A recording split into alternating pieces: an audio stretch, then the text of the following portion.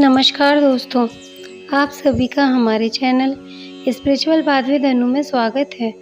आज मैं आपको लक्ष्मी माँ की कृपा की कहानी सुनाने जा रही हूँ। प्राचीन समय की बात है, किसी गांव में एक गरीब ब्राह्मण रहता था।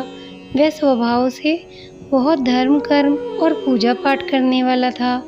ब्राह्मण नियम से रोजाना सुबह पीपल के पेड़ पर जल चढ़ाता था और उसी पेड़ पर माता लक्ष्मी का वास था। एक दिन ब्राह्मण की पूजा से प्रसन्न होकर माता लक्ष्मी ने एक लड़की का रूप धारण किया और पीपल में से निकलकर उस ब्राह्मण के पास आईं। ब्राह्मण ने कहा, बेटी तुम कौन हो? तुमने मुझे पिता कहा है। वह कहती है कि मेरा इस दुनिया में कोई भी नहीं है।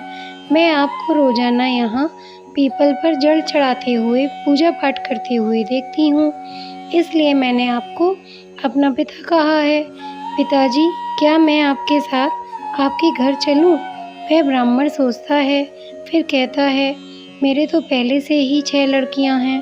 अगर मैं इसे अपने साथ ले गया तो इसे क्या खिलाऊँगा? हम तो रूखा सूखा खा लेते हैं, पर ये बेचारी कैसे रह पाएगी? ब्राह्मण कुछ नहीं बोला और वापस अपने घर लौट गया। उसका मन अशांत रहने लगा। एक दिन ब्राह्मण की पत्नी उससे कहती है, सुनो जी, क्या बात है? आप कुछ दिनों से अशांत और दुखी दिखाई दे रहे हो। ऐसी कौन सी चिंता है जो आपको सता रही है?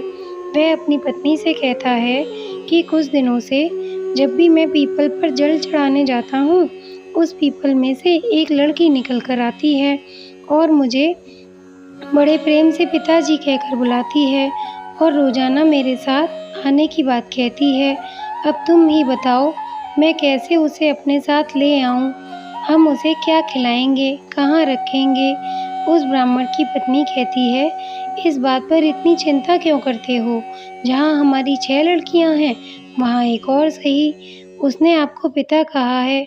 अब वह वहाँ आएगी तो अपना भाग्य साथ लेकर आएगी। आप उसे कल अपने साथ ले आना। अगले दिन जब वह पूजा करने के लिए गया तो उस लड़की को अपने साथ ले आया। जिस दिन से ब्राह्मण उस लड़की को अपने साथ लाया, उसी दिन से उसके भाग्य बदलने लगे। अगले दिन जब वह ब्राह्मण भिक्षा के लिए जाता है, तब से उसे बोरी भरकर अनाज भिक्षा में मिल गया। वह लड़की लक्ष्मी ने ब्राह्मण के दिन बदल दिए। उसके परिवार को भरपेट भोजन मिलने लगा। एक दिन जब लक्ष्मी ने सबके लिए भोजन बनाया, सबने भोजन कर लिया। वह ब्राह्मणी से बोली, माँ, आप दिया जलाकर कोठरी में रख दो, आज मैं यहीं सोऊंगी। ब्राह्मणी कहती है, बेटा तू अकेले कोठरी में कैसे सो पाओगी? वह कहती है, माँ चिंता मत करो, मैं अकेले डरूंगी नहीं। उस ब्राह्मणी को सुलाकर लक्ष्मी कोठरी में सो जाती हैं। फिर आधी रात को माँ लक्ष्मी उठती हैं और कोठे में चारों ओर देखने लगती हैं।